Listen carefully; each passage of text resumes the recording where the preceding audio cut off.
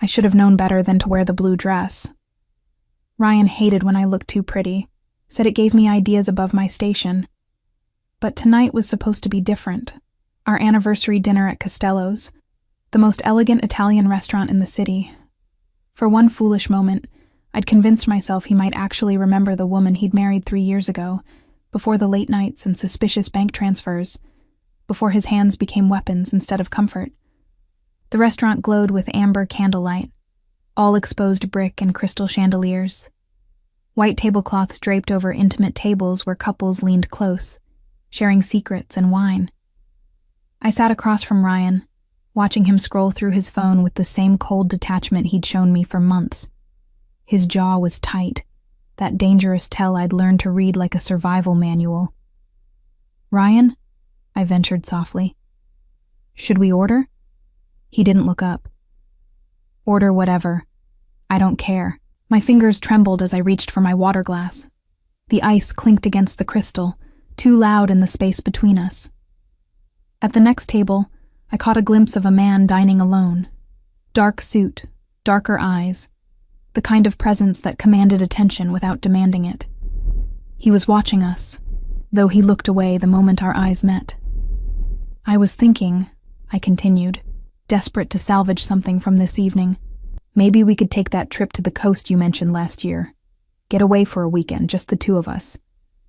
"Christ, Bella, can you not be so needy for 5 fucking minutes?" Ryan's voice cut through the ambient music and dinner conversations. Several nearby diners glanced our way. Heat flooded my cheeks. "I'm sorry, I just thought..." "You thought wrong. You always think wrong." He finally looked up, and the contempt in his eyes made my stomach clench. "You know what your problem is? You're a kindergarten teacher who thinks she understands the real world. You play with finger paints and nursery rhymes while I'm out there actually making the money that pays for this dress you're wearing." "That's not fair," I whispered, but even I could hear how pathetic I sounded. The waiter appeared, sensing the tension, but professionally ignoring it. Ryan ordered a steak, rare, and the most expensive wine on the menu without asking what I wanted. I mumbled a request for the pasta primavera, my appetite already dead, but knowing I needed to order something. When the waiter left, Ryan leaned forward. "We need to talk about your checking account." My heart stuttered. "What about it?" "You've been spending too much. I'm cutting your allowance by half." "But Ryan, that's barely enough for groceries and gas to get to work. Get a second job if you need more." His smile was cruel, calculated to wound. "Or maybe stop buying useless shit for those brats you teach. They're not your kids, Bella. Stop acting like their mother." I loved my students. Their drawings covered our refrigerator at home, rainbows and stick figure families and hearts with "I love Miss Bella" scrawled in crayon. They were the only bright spot in my increasingly dark world. They're children who need... I don't give a fuck what they need. Ryan's voice rose again, and this time, I saw the man at the next table definitely watching us, his expression unreadable but focused. "What about what I need? A wife who doesn't question me, who doesn't spend my money on every little thing that catches her eye." "It was $20 for art supplies," I said, finding a spark of backbone I'd thought he'd extinguished long ago. $20, Ryan." His hand shot across the table so fast I didn't have time to react. His fingers clamped around my wrist like a vice, grinding the bones together. Pain exploded up my arm and I gasped, trying to pull away. But his grip only tightened. "You want to argue with me?" His voice was low now, dangerous, the one he used right before things got really bad. "In public? You want to embarrass me in front of all these people?" "Please," I breathed, my eyes stinging with tears I refused to let fall. "You're hurting me. I'll do more than hurt you if you don't learn your place." He leaned closer, and I could smell the scotch on his breath from the drinks he'd had before dinner. "Cala a boca ou vou te fazer calar." The Portuguese phrase, "shut up or I'll make you shut up," was one he'd picked up from some business associates. He used it when he wanted to remind me that he had connections, people who could make problems disappear, people who could make me disappear. "I'm sorry," I whispered, the familiar words of surrender. "I'm sorry, I'll be quiet." He released my wrist so suddenly I nearly fell backward. I cradled my arm against my chest, feeling the bones throb where his fingers had been. There would be bruises tomorrow, purple and yellow accusations I'd cover with long sleeves and lies about being clumsy. "Excuse me." The voice came from beside our table, smooth and cultured with a hint of something dangerous underneath. The man from the next table stood there, tall and broad-shouldered, his dark suit perfectly tailored. Up close, I could see he was probably in his mid-30s, with black hair styled back and eyes so dark they looked almost black in the candlelight.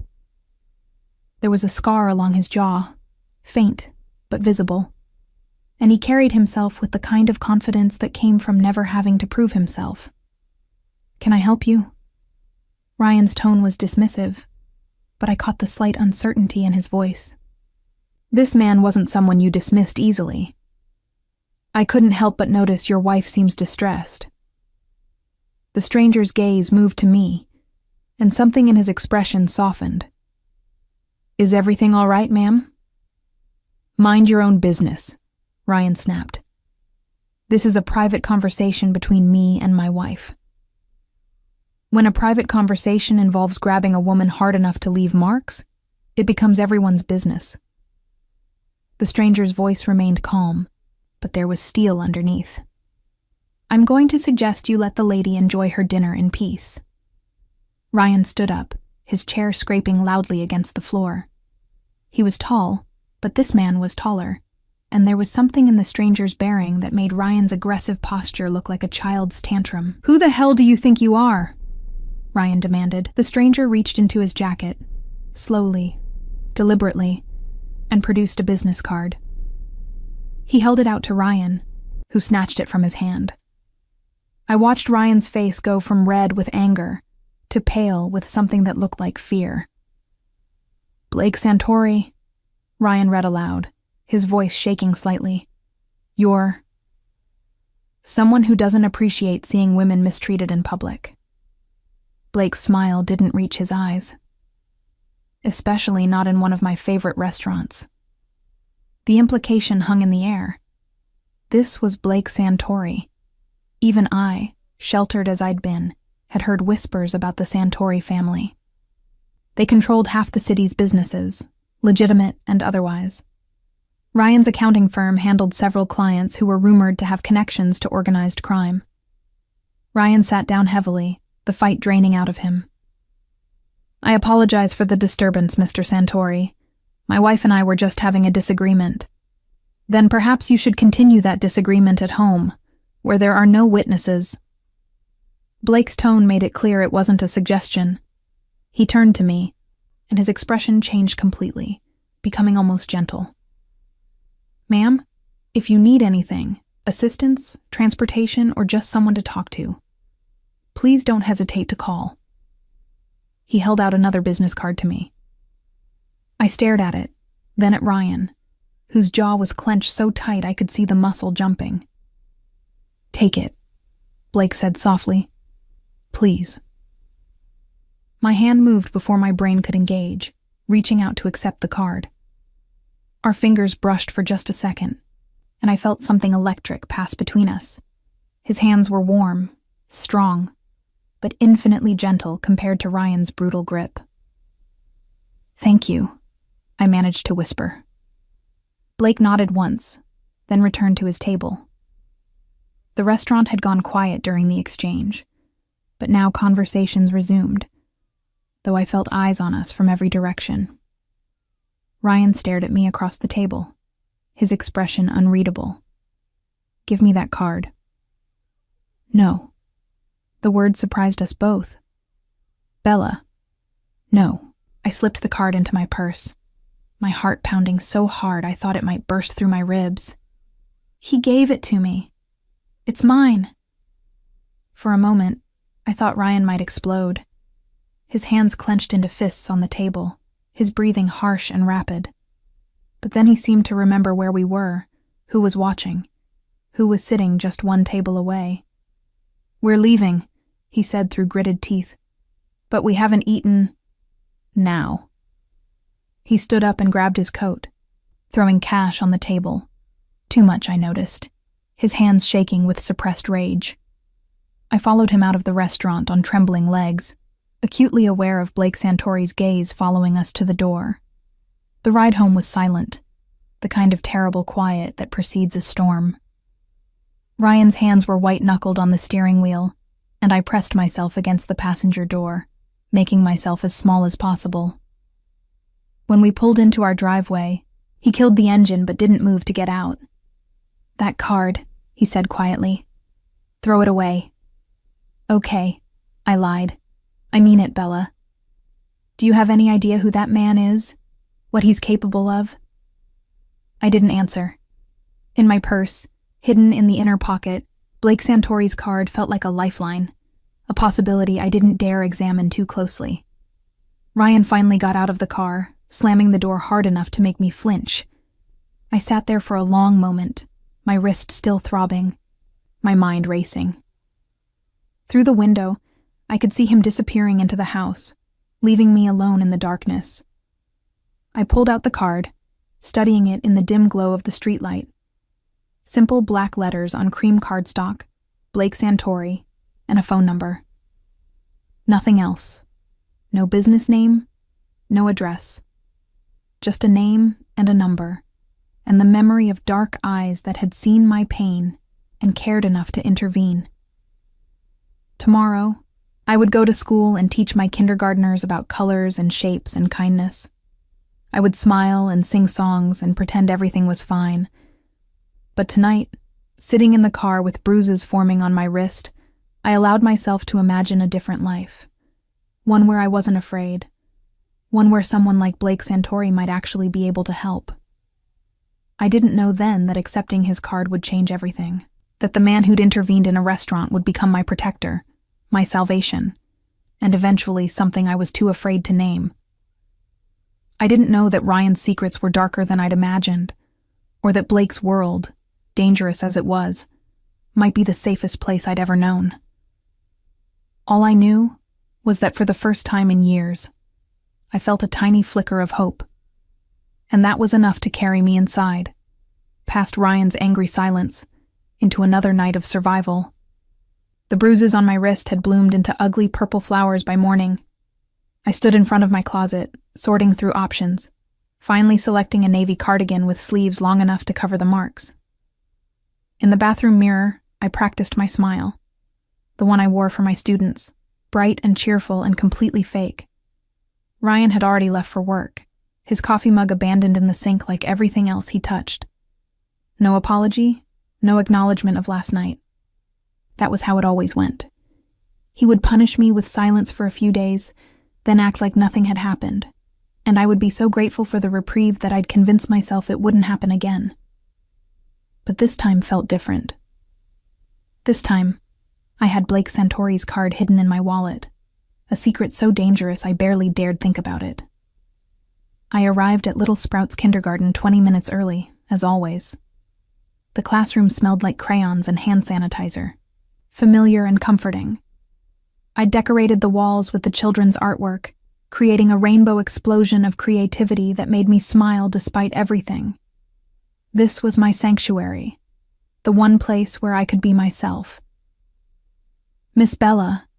5-year-old Emma ran toward me the moment her mother dropped her off, arms outstretched. I caught her in a hug, feeling some of the tension from last night ease. "Good morning, sweet girl. Are you ready for art project day?" Emma nodded enthusiastically. "Mommy said we're making handprint flowers." "We are indeed." I helped her hang up her backpack, careful to keep my sleeves down. "Why don't you pick your favorite colors while we wait for everyone else?" The morning passed in a blur of paint and laughter, and small hands reaching for my help. I loved these children with a fierceness that sometimes surprised me. Each one was a small miracle. Jamal with his gap-toothed grin, Sophie who always shared her snacks, Marcus who drew dinosaurs on everything. They trusted me to keep them safe, to teach them, to care about their stories of lost teeth and new puppies. During nap time, I sat at my desk grading their alphabet worksheets when my phone buzzed. Ryan, don't forget to deposit your paycheck and pick up my dry cleaning. Don't make me remind you again. No greeting, no please, just commands. I typed back a quick okay and set the phone down, my hands shaking slightly. Miss Bella, are you sad? I looked up to find Sophie standing beside my desk, her blanket clutched in one hand. She was supposed to be napping, but Sophie had never been a good sleeper. No, sweetie, I'm fine. I smiled, but she frowned, unconvinced. You look like my mommy when she's sad about Grandma being sick. Children saw too much. I patted the chair beside me. Come here. Sophie climbed up, settling against my side with the easy trust of a child who'd never been hurt by the people meant to protect her. You know what helps my mommy? What? She talks to Daddy. He gives her hugs and makes her tea, and they sit on the porch together. Sophie looked up at me with serious brown eyes. Do you have someone who gives you hugs when you're sad? My throat tightened. Sometimes being a grown-up means handling things on your own. That sounds lonely, out of the mouths of babes. It can be, I admitted, but I have you guys. You make me happy. Sophie hugged me tight. We love you, Miss Bella. I blinked back tears, holding this precious child close. I love you all too, so very much. After school, I sat in my car in the parking lot staring at my phone. Blake Santori's number was already saved in my contacts under BS. Innocent enough if Ryan ever looked. My finger hovered over the call button. What was I thinking? Blake Santori was a crime boss. A dangerous man who controlled illegal operations and probably had done things I couldn't even imagine. Reaching out to him would be insane. But he'd seen me. Really seen me, in a way Ryan never had. And the way he'd looked at Ryan, the fear it had inspired, that meant something. That meant power. Before I could talk myself out of it, I typed a text message. This is Bella from Costello's. I wanted to thank you for your kindness last night. I hit send before I could delete it, then immediately regretted it. What if Ryan somehow found out? What if Blake didn't even remember me? What if... My phone buzzed. I'm glad you reached out. How are you feeling today? Such a simple question, but it undid me. Ryan never asked how I was feeling. Never cared. I'm okay. A little sore, but okay. He hurt you. It wasn't a question. I stared at those 3 words, feeling something crack open in my chest. It's not the first time, I typed, then deleted it. Too much. Too soon. Instead, thank you for intervening. You didn't have to do that. Yes, I did. Can we meet? Somewhere public. Somewhere you'd feel safe. Every rational thought screamed at me to say no. To delete his number. Pretend last night never happened. Continue surviving in the life I'd built. But survival wasn't living, and I was so tired of just surviving. There's a coffee shop on Maple Street. Been there. Tomorrow at 4 p.m. I get off work at 3:30. I'll be there. I sat in my car for another 10 minutes, processing what I'd just done. Then I drove to pick up Ryan's dry cleaning, deposited my paycheck at the bank, and stopped at the grocery store for dinner ingredients. The perfect wife, going through the motions of a perfect life that was rotting from the inside out. Ryan came home at 8, later than usual, smelling like scotch and perfume that wasn't mine. He didn't speak to me during dinner, just ate the chicken piccata I'd made and scrolled through his phone. I watched him and wondered, not for the first time, if he had someone else. If that would make this easier somehow. If I could convince myself his cruelty came from guilt rather than simple malice. I have a late meeting tomorrow, he announced as he pushed back from the table. Don't wait up. All right. I collected his plate. my sleeve riding up just enough to reveal the edge of a bruise. Ryan's hand shot out, grabbing my wrist, the same one from last night. Pain exploded fresh and sharp, and I bit my lip to keep from crying out. "Cover those," he said quietly, his fingers pressing into the tender flesh. "I don't want anyone asking questions." "I am covering them. Not well enough." He released me with a small shove. "Jesus, Bella, you bruise like a peach. It's embarrassing." He walked away, leaving me standing at the sink with tears streaming down my face. It wasn't the pain that broke me. I'd endured worse. It was the casual cruelty of it, the way he made his violence my fault, my inadequacy, my failure to hide the evidence of his abuse. I finished the dishes mechanically, then retreated to our bedroom. Ryan was already in his office, the door closed, probably working on whatever shady accounting he did for his mysterious clients. I changed into pajamas and climbed into bed, but sleep felt impossible. Instead, I pulled out my phone and Googled Blake Santori. The results were surprisingly sparse. A few mentions in society pages, charitable donations, attendance at galas, some rumored connections to various businesses throughout the city. And then, buried several pages deep, a news article from 10 years ago about a territorial dispute between crime families that had ended in bloodshed. Blake Santori had been 25 then, newly in charge of his family's operations after his father's death. The article was careful not to make direct accusations, but the implications were clear. He was dangerous, powerful, not the kind of man a kindergarten teacher should be having coffee with, but dangerous to whom? He'd been nothing but gentle with me, and the way Ryan had reacted to his name suggested that whatever Blake was, Ryan feared him. The man who'd never feared hurting me was afraid of Blake Santori. That had to mean something. I texted him again, my heart pounding. "I read some things about you online, about your family." His response came quickly. "And you're having second thoughts about meeting?" "I'm having all the thoughts, but I'm still coming tomorrow." "Why?" I stared at that single word for a long time before answering honestly. "Because when you looked at me last night, you saw a person worth helping. My husband sees me as an inconvenience. I'll take dangerous kindness over safe cruelty any day." The 3 dots indicating he was typing appeared, disappeared, appeared again. Finally, "I promise you, Bella, whatever else I am, I would never hurt you. Not the way he does. Not ever." I believed him. God help me. I believed him more than I'd believed anything Ryan had said in years. "See you tomorrow at 4, I typed, then set my phone on the nightstand and closed my eyes. Tomorrow I would have coffee with a crime boss. Tomorrow, I would take the first real step toward changing my life. Tomorrow, everything could fall apart. But tonight, for the first time in longer than I could remember, I fell asleep without fear crushing my chest. Instead, I dreamed of dark eyes and gentle hands and the possibility of escape. Bean. There was exactly the kind of place I'd expected. Cozy and unassuming, with mismatched furniture and local art on the walls. I arrived 15 minutes early, my nerves wound so tight I thought I might shatter. I'd changed clothes 3 times before settling on jeans and a green sweater that brought out my eyes, then immediately felt ridiculous for caring what Blake Santori thought of my appearance. This wasn't a date. This was...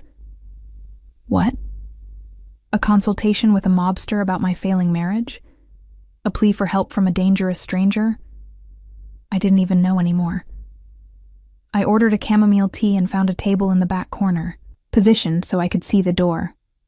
An old habit from years of monitoring Ryan's moods. Always know your exits. Always see him coming. Blake arrived exactly at 4, and despite the casual setting, he looked like he'd stepped out of a magazine. Dark jeans, a black sweater that hugged his broad shoulders, a leather jacket that probably cost more than my car. He scanned the coffee shop with the practiced eye of someone used to assessing threats. Then his gaze landed on me and his expression softened. "Bella." He approached the table, and I noticed how other patrons watched him. Awareness, curiosity, a hint of fear in some eyes. "Thank you for meeting me. Thank you for coming." I gestured to the chair across from me. "Can I get you something? I'll grab a coffee. Be right back." I watched him at the counter, noting how the barista's hands shook slightly as she took his order, how she didn't quite meet his eyes. He was polite, even warm, but there was an undeniable aura of power around him.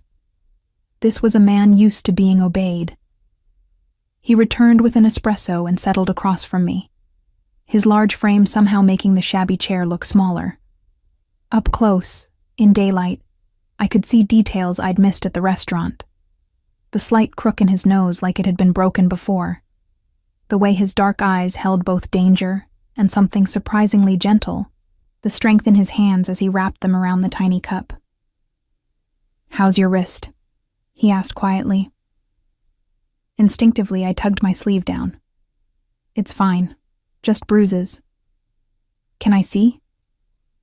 The request was so gentle, so devoid of demand, that I found myself pushing up my sleeve before I'd consciously decided to do it. The bruises had darkened to deep purple, perfect impressions of Ryan's fingers encircling my wrist like a grotesque bracelet. Blake's jaw tightened, but his voice remained calm. "Does he do this often?" "Define often." I tried to smile, but it felt broken. "Sorry, that's not funny." "No, it's not." He reached across the table slowly, giving me time to pull away, and gently touched the bruises with fingertips so light I barely felt them. "Bella, I need to tell you something, and I need you to not panic." My heart started racing. "Okay. Your husband, Ryan Mitchell, he's been stealing from me." Of all the things I'd expected him to say, that wasn't it. "What?" Blake leaned back, his expression serious. "Ryan's accounting firm handles several of my legitimate businesses. Over the past 6 months, someone's been skimming money. Small amounts at first, then increasingly larger sums. We've been investigating, and the trail leads directly to your husband." I felt like the floor had dropped out from under me. "How much?" "About 200,000 so far." The number hit me like a physical blow. $200,000. And he'd been cutting my grocery allowance, claiming we needed to save money. "I don't understand. Why would he?" But I did understand, suddenly and completely. The late nights, the expensive scotch he'd been drinking, the new suits, the perfume that wasn't mine. "There's someone else, isn't there?" Blake's expression was sympathetic. "We think so. We're still gathering information, and you're telling me this because..." I trailed off, my mind racing through the implications. "Oh God, you're going to hurt him. I'm telling you this because you deserve to know the kind of man you're married to, and because you need to get away from him before this situation gets worse." Blake's voice was firm, but not unkind. "What I do about the money he stole, that's business. What you do about your marriage, that's your choice. But Bella, men like me don't let people steal from us without consequences. He'll think I told you." Panic clawed at my throat. "If you confront him, he'll know I contacted you, and he won't touch you." Blake's tone carried absolute certainty. "I'll make sure of that." "You don't know him. You don't know what he's capable of." "Yes, I do." Blake leaned forward, his dark eyes intense. "I know exactly what kind of coward he is. I've dealt with 1,000 Ryan Mitchells in my life. They're bullies who only attack people weaker than themselves, and the moment they face real consequences, they crumble." I wanted to believe him. God, how I wanted to believe him. But years of Ryan's conditioning had taught me that hoping for rescue only made the disappointment worse. "Why are you helping me?" I asked. "You could just handle your business with Ryan without involving me. Why tell me any of this?" Blake was quiet for a moment, studying his espresso like it held answers. When he looked up, There was something raw in his expression. My mother was in a situation like yours once, before she met my father. Her first husband. He hurt her. Badly. It took someone intervening for her to escape, and she always said she owed that person her life. He paused. I saw you in that restaurant, and I saw my mother. I saw someone trapped, someone scared, someone who deserved better. And I thought, if I could be for you what that stranger was for her. The vulnerability in his admission stunned me. This powerful, dangerous man offering protection because of his mother's pain. It was so unexpected, so human, that I felt tears prick my eyes. I don't have anywhere to go, I whispered. No family, no real friends anymore. Ryan isolated me so thoroughly. I have properties, safe houses that are clean, comfortable, completely secure. Blake pulled out his phone, scrolling to a photo. This one is in a quiet neighborhood, fully furnished. You could stay there as long as you need. I looked at the image, a charming townhouse with flower boxes in the windows and a blue door. It looked like a home, not a hideout. I can't afford... It's not about money, Bella. This is about getting you somewhere safe. But I'd owe you. I'd learned the hard way that nothing was free. Every kindness Ryan had ever shown me had come with strings attached. Blake shook his head firmly. No debt, no obligations. Just a safe place to stay while you figure out your next steps. And if you decide to go back to him... He paused, pain flashing across his features. That's your choice too. I won't judge you for it. I can't go back. The words tumbled out before I could stop them. I know I should be stronger, that I should have left years ago, but I was so scared and so tired, and I didn't think I deserved better. But Sophie asked me today if I had someone who hugs me when I'm sad, and I realized my 5-year-old student has more love in her life than I do. I can't keep living like this. I won't. Good. Blake's smile was genuine, proud even. When do you want to leave? Is tomorrow too soon? Tomorrow is perfect. Do you need help getting your things? I thought about our house, about the life I'd built there that had become a prison. I don't want anything from that place except my personal items, clothes, my grandmother's jewelry box, photos from before I met Ryan. Everything else is tainted. I'll have some of my people help you pack while Ryan's at work. We'll be discreet. The casual mention of his people reminded me who I was dealing with. Blake, can I ask you something? Anything. The things people say about you, about your family, are they true? He didn't flinch from the question. Some of them. I run businesses that exist in gray areas of the law. I make decisions that keep my family safe and my organization strong. I've hurt people who tried to hurt us first. He held my gaze steadily. I'm not a good man, Bella, but I try to be a fair one, and I have lines I don't cross. Hurting women, hurting children. Those are lines. What your husband does to you, that's inexcusable in my world. His honesty was refreshing after years of Ryan's lies. I believe you. You probably shouldn't trust me so easily. Maybe not, but you've shown me more genuine care in 2 days than my husband has in 3 years. That has to count for something. We talked for another hour, making plans for tomorrow. Blake would send a team to my house at 9.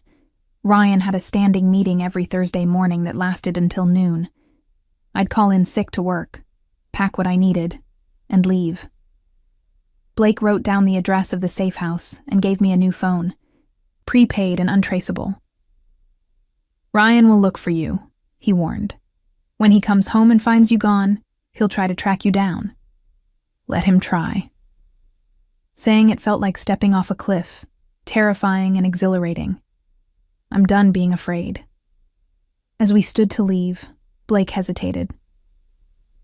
Bella, there's one more thing. Once you're settled, I'd like to take you to dinner. A real dinner, where you can order whatever you want and talk about things other than escape plans. My heart fluttered. Is this? Are you asking me on a date? I'm asking if you'd like to spend time with me when your life isn't falling apart. When you can choose to be there because you want to, not because you need protection. His expression was almost shy, incongruous on such a powerful man. But if it's too soon, or if you're not interested, I'd like that, I interrupted, surprised by my own boldness. Once I'm settled and safe, I'd really like that. His smile could have lit up the whole coffee shop. Then it's a date, eventually. We walked out together, and I felt eyes following us, people wondering what a man like Blake Santori was doing with someone like me. Let them wonder. For once in my life, I didn't care what people thought. Blake walked me to my car, a beat-up Honda that looked ridiculous next to his sleek black Mercedes. Drive safe. Text me when you get home. I will. He waited until I'd started the engine and pulled out of the parking lot before getting into his own car. In my rearview mirror, I could see him following at a discreet distance, making sure I got home safely. The gesture made my chest ache with something I was afraid to name. When I pulled into my driveway, Blake's car continued past, but not before he'd sent a text. Sweet dreams, Bella. Tomorrow, your new life begins. I sat in my car, staring at those words until they blurred with tears. Tomorrow, I would leave Ryan. Tomorrow, I would step into the unknown. Tomorrow, everything would change. But tonight, I had to survive one more night in this house, with this man, pretending everything was normal. I could do that. I'd done it for years. This time, though, I knew it was the last time. And that made all the difference. I barely slept that night. Every creak of the house made me jump, convinced somehow that Ryan knew, that he could read my treasonous thoughts. He came home after midnight, stumbling drunk, and passed out on the couch without even acknowledging my existence. I stood in the bedroom doorway watching him snore, this man I'd promised to love and honor, and felt nothing but relief that I'd never have to sleep beside him again. At 6 a.m., my alarm went off. I went through the motions of a normal morning. Shower, coffee, the weather forecast playing on the TV. Ryan woke around 7:30, grunting a greeting before disappearing into his own shower. We moved around each other like choreographed dancers who'd long since forgotten why they were dancing. I have that meeting this morning, he said, adjusting his tie in the hallway mirror. The big one with the Cordova group. I'll probably be gone until noon. Good luck, I said automatically. He looked at me then, really looked, and for a second I thought he saw everything. My plan, my betrayal, my imminent escape. But then he just shook his head. You look tired. Maybe you should call in sick today, get some rest. The suggestion was so perfectly timed with my plan that I almost laughed. Maybe I will. Good. And Bella? He paused at the door. I'm sorry about the other night. At the restaurant. I was stressed about work. Took it out on you. It won't happen again. It was the closest he'd come to an apology in months, and once upon a time, I would have clung to those words like a lifeline. But I'd heard them too many times before, and I knew the truth. It would happen again. And again. Until one day he went too far, and I ended up as a statistic. Another woman who stayed too long. I know, I lied. It's okay. He nodded, satisfied, and left. I watched through the window as his car pulled out of the driveway, waiting until it disappeared around the corner before I let out the breath I'd been holding. Then I called my school. Hi, this is Bella Mitchell. I'm so sorry, but I've come down with something and won't be able to come in today. Yes, I'll email the subplans right now. Thank you for understanding. It was surprisingly easy to lie when the truth would sound insane. Sorry, can't teach today. I'm leaving my abusive husband with the help of a crime boss. Please have the children make their handprint flowers without me. At 8:55, my new phone buzzed. Blake. 5 minutes out. You ready? As I'll ever be. You're doing the right thing, Bella. You're so brave. I didn't feel brave. I felt terrified and exhilarated and slightly nauseous. But I went to the bedroom and pulled out the suitcases I'd hidden in the back of the closet, the ones I'd bought yesterday with cash at a discount store 3 towns over. At exactly 9 a.m., a black SUV pulled into my driveway. 3 people got out, 2 men built like refrigerators, and a woman with kind eyes and efficient movements. I opened the door before they could knock. Mrs. Mitchell, I'm Sophia, and this is Marcus and Tony. Mr. Santori sent us to help you pack. Mrs. Mitchell, how much longer would I be that? Please come in and call me Bella. They moved through my house with practiced efficiency, following my directions about what to take. My clothes, my books, my grandmother's jewelry box, the photo albums from before Ryan, when I'd still smiled in pictures, my teaching supplies, because even in crisis, I thought about my students. What about furniture? Marcus asked. The bedroom set is nice. I looked at the bed where Ryan had claimed ownership of my body, the dresser where he'd once thrown a glass that shattered inches from my head. Leave it. I don't want anything he touched. Sophia squeezed my shoulder in understanding. Fresh start. I get it. They worked quickly, professionally, and by 10:30, my entire life fit into 4 suitcases and 3 boxes. It was depressing how little I had to show for 28 years of existence. Is there anything else? Tony asked. Anything from the kitchen, the living room? I walked through the house one last time, this place that had been my prison for 3 years. In the kitchen, I noticed Ryan's laptop on the counter. He must have forgotten it in his rush this morning. An idea formed, reckless and risky. Actually, yes. I grabbed the laptop in his file folder from the home office, the one marked Cordova account that he'd always kept locked away. These. Sophia raised an eyebrow. You sure? If those are what I think they are. Evidence, I finished. Of whatever he's been doing. Blake said Ryan's been stealing. Maybe this will help prove it. Marcus grinned. Mr. Santori's gonna like you. We loaded everything into the SUV. I took one last look at the house, the perfect suburban facade hiding such ugliness, and felt nothing but relief as I locked the door for the final time. The safe house was in a neighborhood I'd never been to, tree-lined and quiet. The townhouse was even more charming in person than in photos, with its blue door and flower boxes just starting to bloom with early crocuses. Sophia unlocked it and stepped aside. Welcome home, Bella. Home.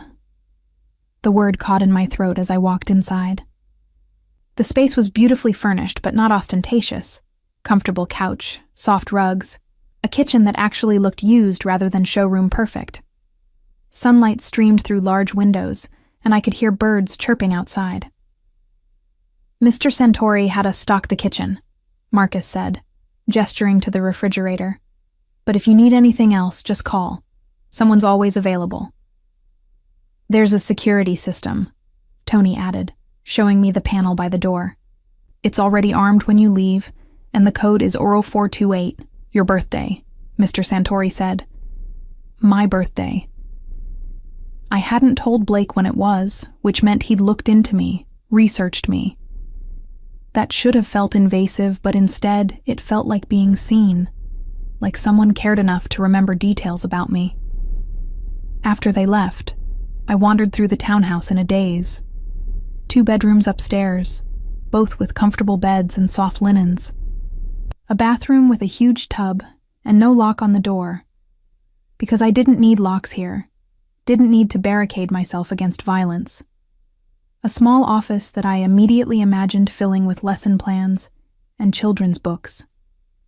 I was unpacking my grandmother's jewelry box when my old phone rang. Ryan. My hands shook as I answered. Hello?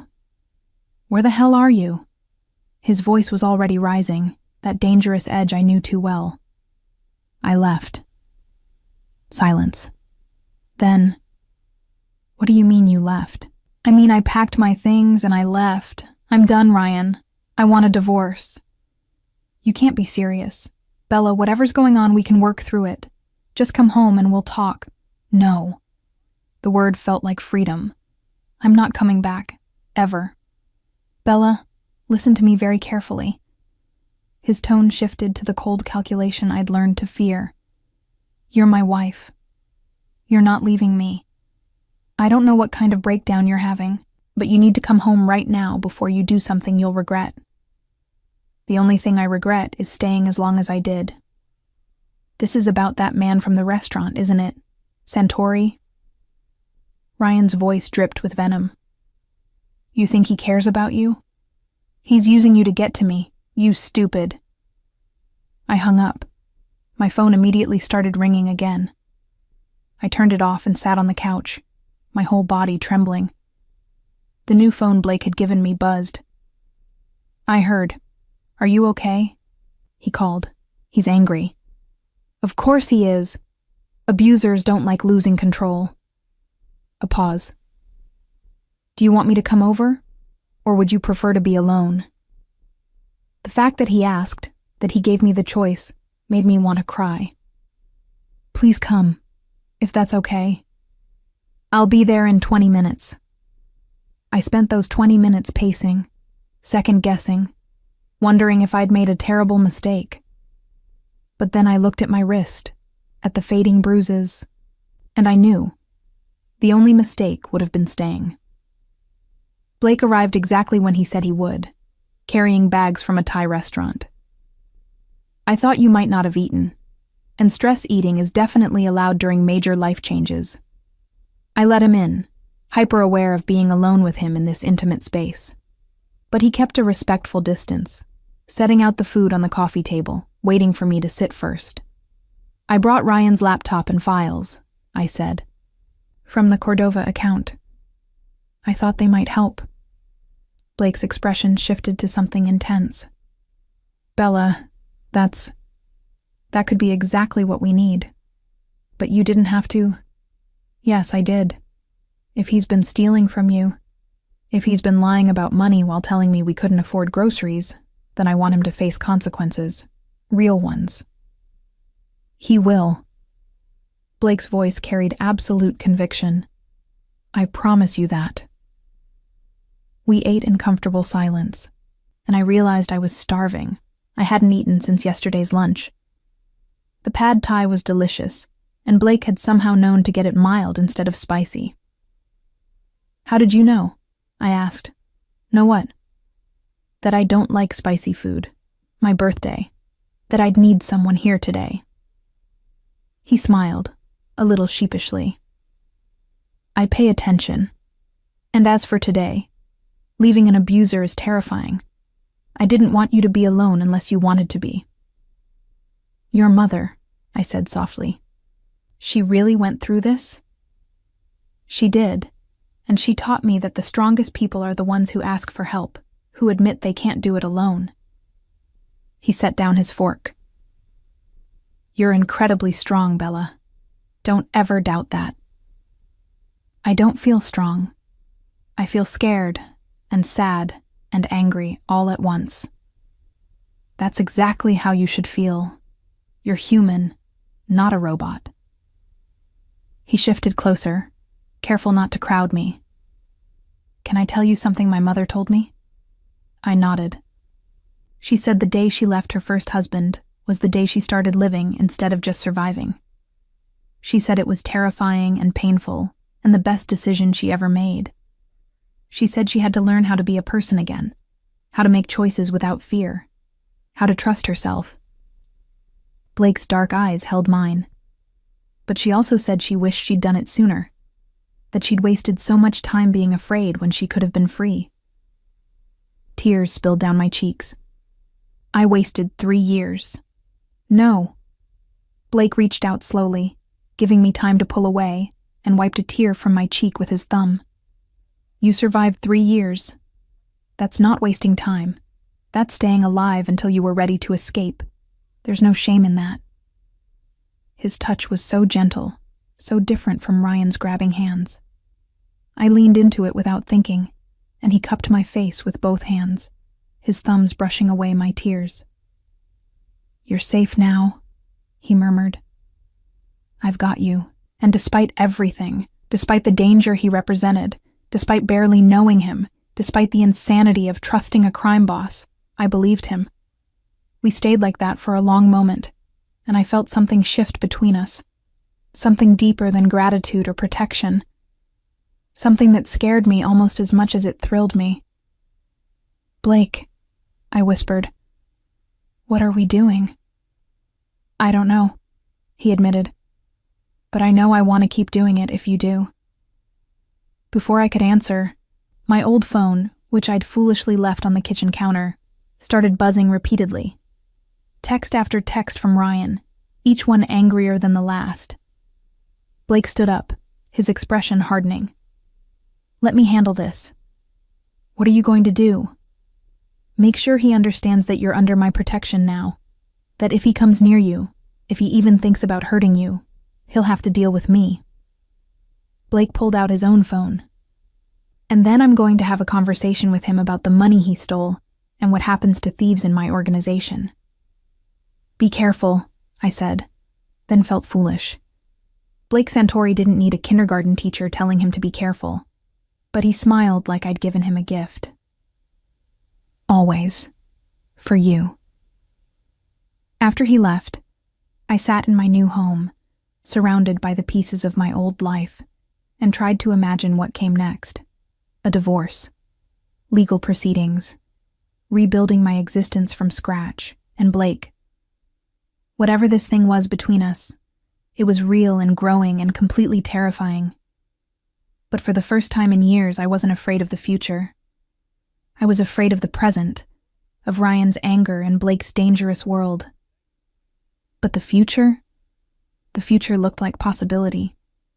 The next 3 weeks passed in a blur of legal consultations, police reports, and slowly learning how to breathe without fear crushing my chest. Blake had recommended a lawyer, a fierce woman named Margaret Chen, who specialized in domestic abuse cases and looked at my photographs of bruises with barely contained rage. "We're going to bury him," she'd said simply. "Restraining order first, then divorce proceedings. And I understand Mr. Santori has some additional evidence regarding financial crimes." That evidence, Ryan's laptop and files, had yielded a treasure trove of incriminating information. Not just the money he'd stolen from Blake's organization, but embezzlement from other clients, falsified tax documents, a web of financial fraud that made my head spin. Margaret had turned it all over to the FBI, with Blake's blessing. "I could handle this my way," Blake had told me over coffee at my new favorite cafe, a little place 2 blocks from the safe house. "But you deserve to see him face legal consequences. Real justice, not street justice." I'd squeezed his hand across the table, marveling at how natural it had become to touch him, to seek his presence. "Thank you for letting the law handle it. Anything for you." We'd been doing this, meeting for coffee, for lunch, for long walks through the park where Blake pointed out his favorite spots from childhood. He'd been courting me, I realized, in the old-fashioned sense of the word.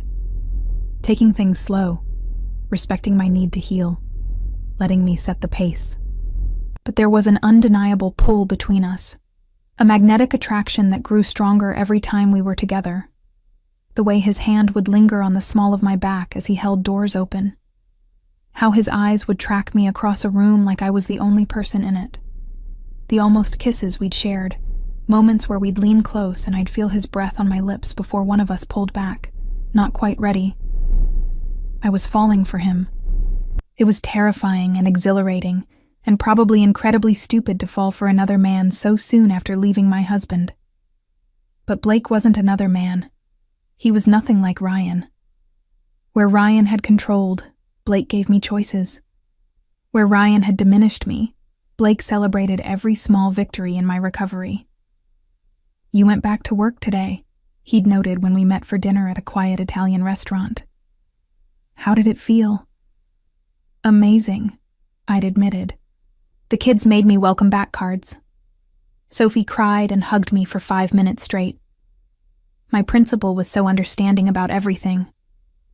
I'd paused, emotion welling up. I thought I'd lost that part of my life, but it was waiting for me the whole time. "You're an incredible teacher. Of course they wanted you back." He always did that, found ways to build me up, to remind me of my worth. It was intoxicating after years of being torn down.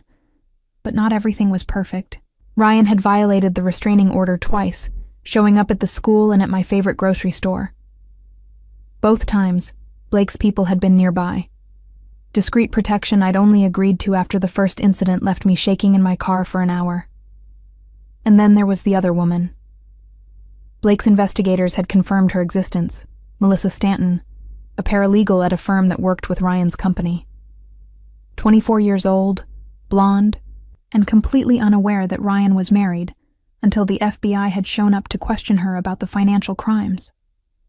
Margaret had taken great pleasure in adding adultery to the divorce filing. "He's going to fight this," she'd warned me.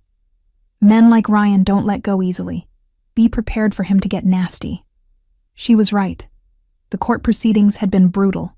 Ryan's lawyer painted me as unstable, claimed I'd abandoned our marriage and shacked up with a known criminal. They brought up every small argument we'd ever had, twisted every moment to make me seem like the unreasonable one. But then Margaret had submitted the photographs. The medical records from emergency room visits I'd tried to explain away as clumsiness. Testimony from neighbors who'd heard us fighting. Text messages where Ryan threatened me. And the financial records showing he'd been stealing from his own wife while funding a separate life with his mistress. The judge, a stern woman in her 60s, had looked at Ryan with such disgust that I'd felt validated for the first time in years. "Restraining order is permanent," she'd ruled. "Divorce is granted. Mr. Mitchell, you are to have no contact with Ms. Russo. She's taking back her maiden name. No contact whatsoever. Do you understand?" Ryan had looked at me across the courtroom, and the hatred in his eyes had made me grateful for Blake's presence beside me. "This isn't over," he'd mouthed. But it was. The FBI had arrested him the next day for fraud, embezzlement, and theft. Blake's organization had provided testimony about the stolen funds in exchange for immunity on their own business dealings, a deal that Margaret said happened more often than people realized. "The enemy of my enemy is my friend," she'd explained. The FBI wanted Ryan more than they wanted to investigate Blake's taxes. Ryan was looking at 15 to 20 years in federal prison. His fancy accounting firm had dropped him. Melissa had given an interview to the local news about being deceived by a con man and abuser. His whole carefully constructed life had collapsed. I should have felt triumphant. Instead, I mostly felt tired and sad and grateful it was over. "How are you really doing?" Blake asked me one evening as we sat in my townhouse, sharing takeout pizza like we'd done so many times before. "I'm okay. Actually, okay, not just saying it." I set down my slice and turned to face him fully. "I've started seeing a therapist, Dr. Patterson. She specializes in trauma and abuse recovery." "That's good. That's really good, Bella." She helped me understand that what Ryan did wasn't my fault, that I didn't deserve it, didn't cause it, didn't fail by not leaving sooner. I took a deep breath. And she helped me understand that it's okay to want to move forward, to be happy again, to fall for someone new. Blake went very still. "Bella, I'm falling for you," I said in a rush, before I could lose my nerve. "I know it's fast and probably crazy, and you might not feel the same way, but I need you to know. You've been so patient and kind, and you've given me space to heal. But Blake, I don't want space anymore. I want you." He set down his own pizza slice with careful precision. "You have no idea how long I've wanted to hear you say that. Then why do you look worried? Because I want to do this right. He took my hands in his touch warm and solid. Bella, I've been involved with you from the start because I cared about getting you safe. But somewhere along the way, it became more. You became more. And I don't want you to choose me because I helped you, or because you're grateful, or because... I kissed him. Just leaned forward and pressed my lips to his, cutting off his words, his doubts, his careful restraint. For a second, he froze in surprise. Then he was kissing me back, one hand cupping my face, the other sliding into my hair. And it was nothing like kissing Ryan. This was fire and tenderness, and coming home all at once. When we finally broke apart, we were both breathing hard. I'm not choosing you because you helped me, I said firmly. I'm choosing you because you make me laugh. Because you remember how I take my coffee. Because you've never once made me feel small or stupid or worthless. Because when I'm with you, I remember who I was before Ryan broke me, and I like that person. I love that person, Blake said softly. I love you, Bella. I have for weeks now, but I was trying to be noble and give you time. I don't need time. I need you. I kissed him again, deeper this time, and he pulled me into his lap with a groan. We should slow down, he murmured against my lips, even as his hands splayed across my back, holding me close. Why? Because you've been through trauma. Because I don't want you to regret this. I pulled back enough to look into his dark eyes. Blake Santori, I have spent 3 years of my life regretting staying in a marriage that was killing me piece by piece. I'm done with regrets. I know what I want, and I want you. Unless you don't want. He kissed me silent, and there was nothing gentle about it this time. It was claiming and promising, and absolutely perfect. We ended up in my bedroom, clothes scattered across the floor, learning each other with touches that felt like worship. Blake was reverent and patient, asking permission for every step, praising every inch of me like I was precious. It was so different from the mechanical, obligation-based intimacy with Ryan that I actually cried at one point. Are you okay? Blake asked immediately, pulling back. Do you want to stop? No. God, no, I touched his face. This beautiful, dangerous man who'd saved me and was now loving me like I mattered. I'm happy. Really, truly happy. I didn't know I could feel like this. His smile was radiant. Get used to it, Tesoro. I plan to make you this happy every single day. Later, wrapped in his arms with my head on his chest, listening to his heartbeat, I felt something settle in my soul. This was right. This was real. This was the life I'd been fighting to reach. Move in with me, Blake said suddenly. I lifted my head. What? Not immediately, not until you're ready, but eventually, move in with me. My house is enormous and empty, and it needs someone to make it a home. He ran his fingers through my hair. It needs you to make it a home. Blake, that's too fast? Too much? He smiled ruefully. I know. But I also know that I don't want to spend another night without you. I don't want to drop you off at your door and drive away alone. I want to fall asleep with you and wake up with you and have coffee together while you grade papers and I handle business.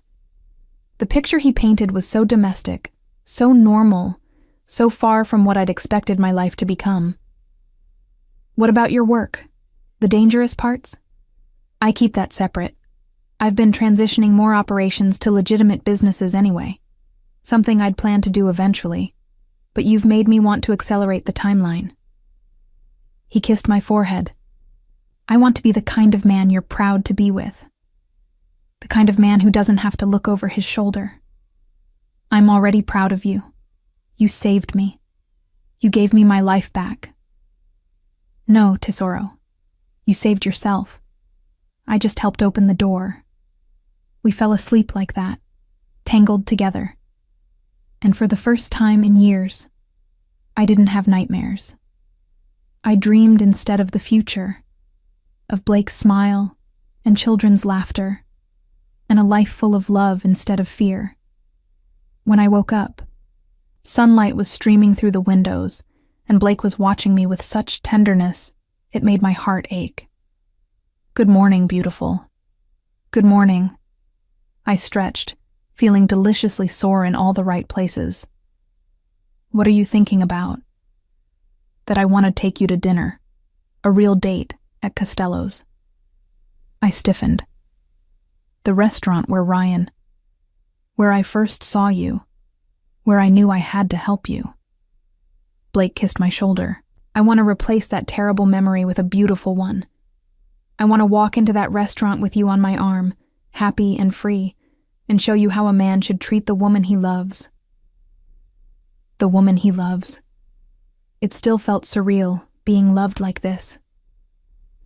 "Okay," I whispered. "Let's go back to where it started and make it ours." 1 year later, almost to the day, I stood in front of my closet trying to decide what to wear to Costello's. Blake had been mysteriously insistent that tonight was special, though he wouldn't tell me why. We'd been living together for 6 months now, in his beautiful house that I'd gradually transformed with photos and plants and comfortable furniture that invited sitting instead of just displaying wealth. My life had changed so completely that sometimes I had to remind myself it was real. I'd started a support group for abuse survivors at my school, helping other women find their way out like I had. Blake had gone almost entirely legitimate, converting his questionable businesses into legal enterprises and donating heavily to women's shelters and children's programs. We'd become partners in every sense of the word. I chose the blue dress, the same one I'd worn that awful night a year ago. But this time, when I looked in the mirror, I saw someone different, someone confident, someone loved, someone free. Blake was waiting downstairs, devastatingly handsome in a dark suit. When he saw me, his entire face lit up. "You wore the blue dress. I wanted to reclaim it, make it mine again instead of his." He crossed to me and pulled me into his arms. "You're incredible, you know that. You might have mentioned it once or twice." I stood on tiptoes to kiss him. "So why is tonight so special?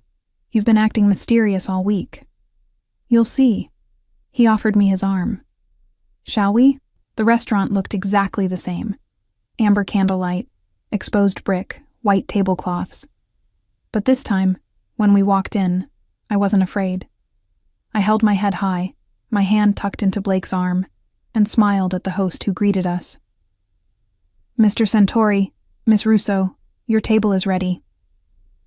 He led us through the restaurant, and I noticed people watching us. But instead of judgment or pity, I saw respect in their gazes. They knew who Blake was, and by extension, they knew I was under his protection. It should have felt wrong, being known as a mob boss's girlfriend, but it just felt safe. Our table was the same one where Blake had sat that night, where he'd witnessed my humiliation and chosen to intervene. I sat down, running my hand over the white tablecloth, remembering. "What are you thinking?" Blake asked. "That a year ago, I sat in this restaurant ready to accept scraps of affection from a man who didn't value me. And now I'm here with someone who treats me like I'm precious." "You are precious. You're everything." The waiter appeared with champagne, Dom Perignon, I noticed, and poured 2 glasses. When he left, Blake raised his. "To second chances." "To second chances," I echoed, clinking my glass against his. We ordered dinner. I got the pasta primavera I'd wanted a year ago but never eaten. Blake got his usual steak, and talked about everything and nothing. He told me about a new community center he was funding. I told him about Sophie's idea to create a pen pal program between my kindergartners and children at the women's shelter Blake supported. "She's smart, that Sophie," Blake said. Takes after her favorite teacher. She asked me again if you were my boyfriend who gives me hugs when I'm sad. What did you tell her? That you're better than a boyfriend. You're my partner. His smile could have powered the whole city. Partner. I like that. After dinner, when the waiter cleared our plates, Blake suddenly seemed nervous. He kept fidgeting with his napkin, not quite meeting my eyes. Blake, are you okay? More than okay. I'm just... He stood up abruptly. Bella, can you stand up for a second? Confused, I stood. And then Blake was kneeling beside me, and the entire restaurant went quiet. Oh my God, I breathed. Bella Russo. He pulled a small velvet box from his pocket, opening it to reveal a stunning ring, a sapphire surrounded by diamonds, the blue stone exactly the color of my dress. A year ago, I sat at this table and watched a beautiful woman being treated terribly by someone who should have cherished her. I intervened because it was the right thing to do, because my mother taught me that you help people who need help. But I fell in love with you because you're brave and kind, and you see the best in people, even when they don't deserve it. Tears were already streaming down my face.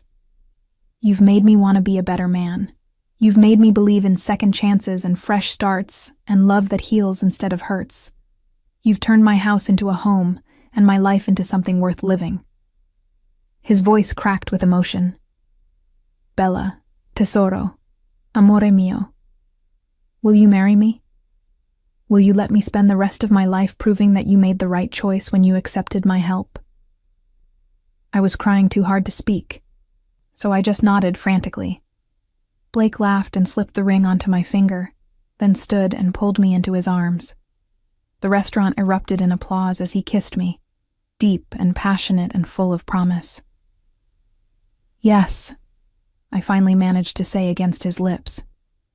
Yes, yes, 1,000 times, yes. You've made me the happiest man alive. We sat back down, and I couldn't stop staring at the ring, at this symbol of forever, with a man who'd saved me and then loved me back to life. The stone, I said. It's the same blue as your dress, the one you were wearing the first time I saw you. Blake took my hand, kissing my knuckles. I wanted you to have something beautiful associated with that color instead of painful memories. How did you even remember what dress I was wearing? Bella, I remember everything about that night. The way you tried to make yourself smaller in your chair. The fear in your eyes when he grabbed you. The moment you looked at me and I saw a flicker of hope. He squeezed my hand. I remember thinking that if you'd give me a chance, I'd spend the rest of my life making sure you never looked afraid again. You've kept that promise. And I always will. The waiter brought champagne for everyone in the restaurant, courtesy of Blake, and strangers toasted to our engagement. Some of them probably knew exactly who Blake was, what he'd done, what world he came from. But they also saw a man clearly, desperately in love, and a woman who loved him back just as fiercely. As the evening wound down, Blake pulled me close. There's one more thing. More than a proposal? He smiled. Remember how you said you wanted to open your own preschool someday? A place where kids could learn and play and feel safe? My heart started racing. Blake, what did you do? There's a building 3 blocks from here. Perfect location, good bones, needs some renovation but nothing major. He pulled out his phone, showing me photos. I bought it, if you want it, for your school. I stared at the pictures, a beautiful old building with high ceilings and big windows. Blake, that's too much. It's not nearly enough.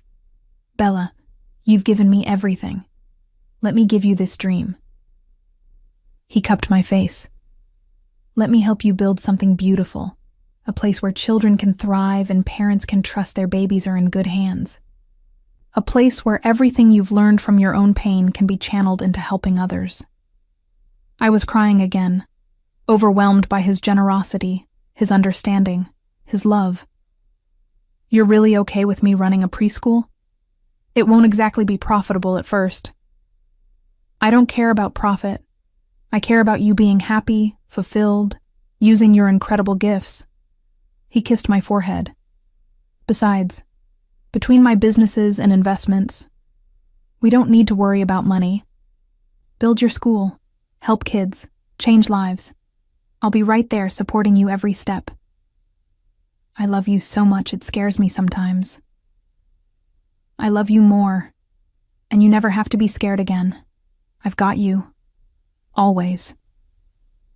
We left Costello's hand in hand, engaged in planning futures both immediate and distant. As we passed the table where Blake had sat a year ago, I paused. "What is it?" he asked. "I was just thinking about that woman who sat here terrified and hurting. If I could go back and tell her that in 1 year she'd be engaged to an amazing man, about to open her dream preschool, genuinely happy." I shook my head. She wouldn't believe it. Maybe she would. Maybe she'd see it as hope, as proof that escape is possible, that life gets better, that love can be gentle and kind. Blake pulled me close. "You're going to help so many women, Bella. Through your support group, your school, just by existing as proof that there's life after abuse." 6 months later, I walked down the aisle in a small ceremony surrounded by people who mattered. My students and their families, Blake's close circle, women from my support group, staff from the shelter we supported.